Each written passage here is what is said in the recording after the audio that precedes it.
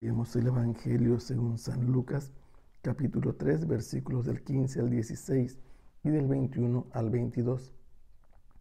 En aquel tiempo, como el pueblo estaba en expectación y todos pensaban que quizá Juan el Bautista era el Mesías, Juan los sacó de dudas diciéndoles: es cierto que yo bautizo con agua, pero ya viene otro más poderoso que yo, a quien no merezco desatarle las correas de sus sandalias.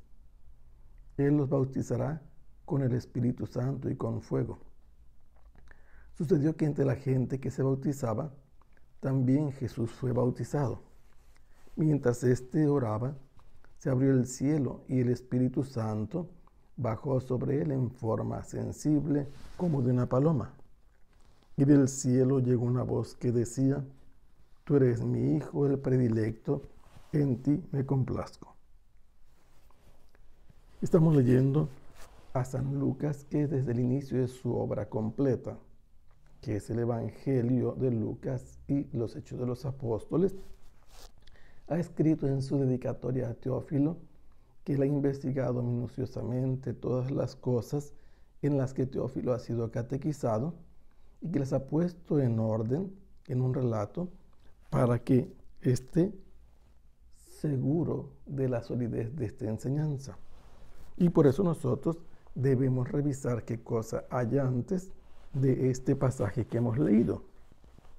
Lo primero que Juan hacía era bautizar, pero Juan no está en el aire. Juan está viviendo una época y se encuentra en un lugar. La época en que él está actuando es el año 15 del imperio de César Tiberio. Él es sucesor de César Augusto, que murió hacia el año 14 después de Cristo, y a partir de entonces podemos contar 15 años y nos ubicamos aproximadamente en el año 29 después de Cristo.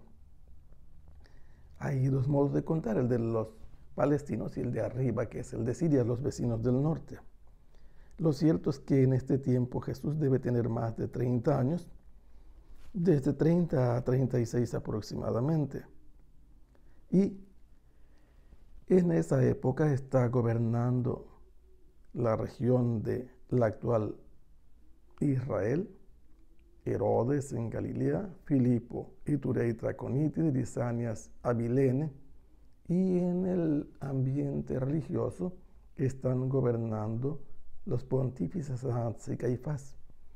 Y es en esa época en que Juan empezó en la región del río Jordán. Jordán significa el que desciende. De hecho, este río baja de norte a sur, es el límite oriental de Israel.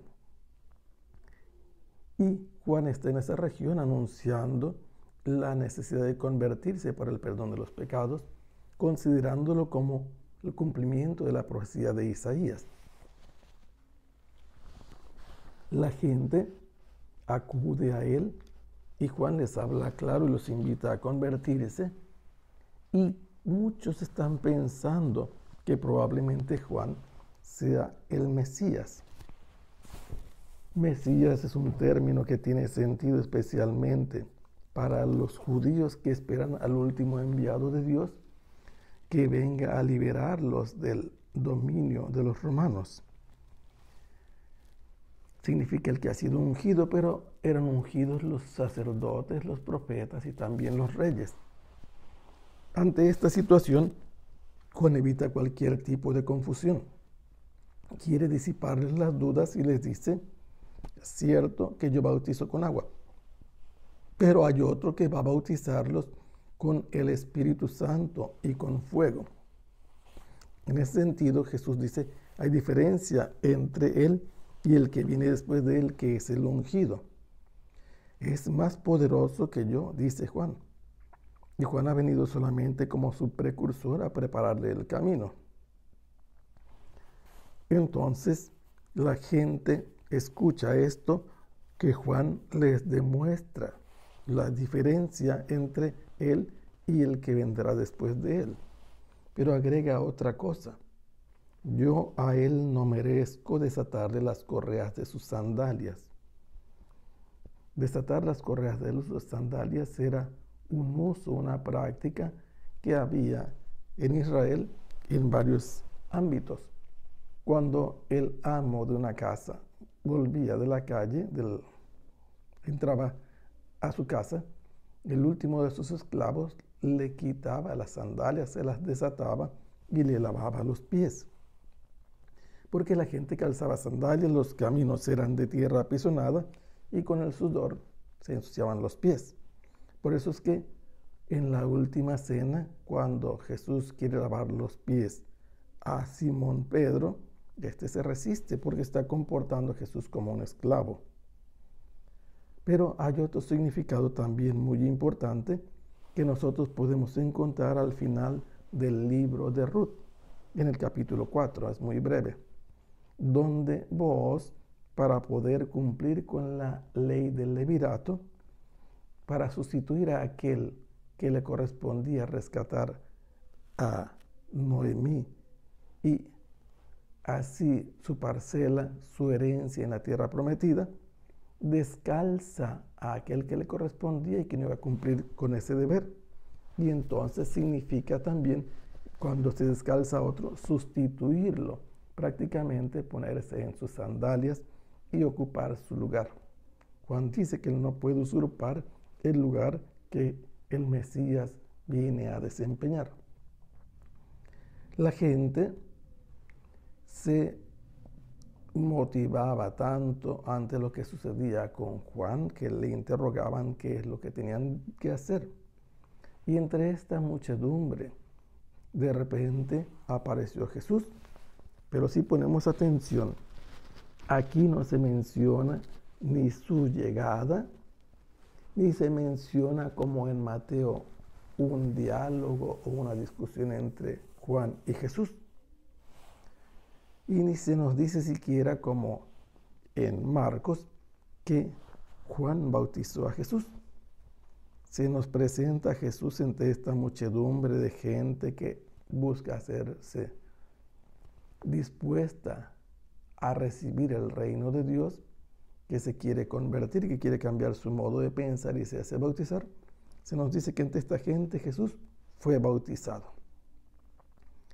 Y una vez que Jesús salió de las aguas, mientras que él estaba haciendo oración, el cielo se abrió. Primero tenemos que considerar algo muy importante. San Lucas nos insiste mucho en la oración de Jesús. Después de este momento se nos dice que, habiendo curado a la suegra de Pedro y antes había liberado a un endemoniado, le trajeron a mucha gente enferma o endemoniados y a todos los liberó y los sanó, y después se retiró a hacer oración. Luego se nos dice que antes de elegir a los 12 pasó una noche entera en oración. Se nos platica también que un día estaba haciendo oración y los discípulos le dijeron: queremos que nos enseñes a orar como también lo hizo Juan el Bautista con sus discípulos. Después encontramos momentos en que Jesús está haciendo oración y en muchos modos le da gracias al Padre. Y en la cruz misma, cuando está muriendo, hace oración, y antes en el Getsemaní.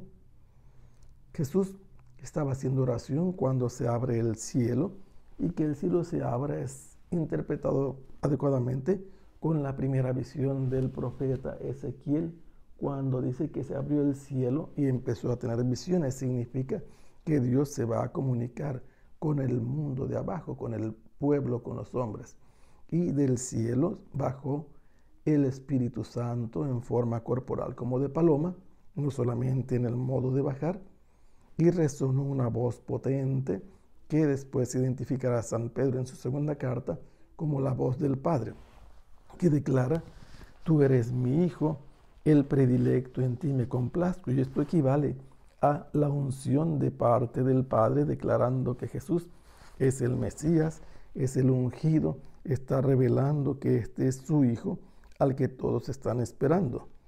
Y estas palabras eran utilizadas el día en que se entronizaba al nuevo rey en Israel, después de haberlo ungido.